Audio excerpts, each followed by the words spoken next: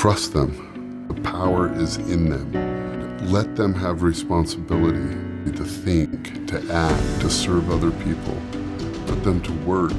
They want to be engaged. They want opportunities to serve. And when they do, they will feel something deeper.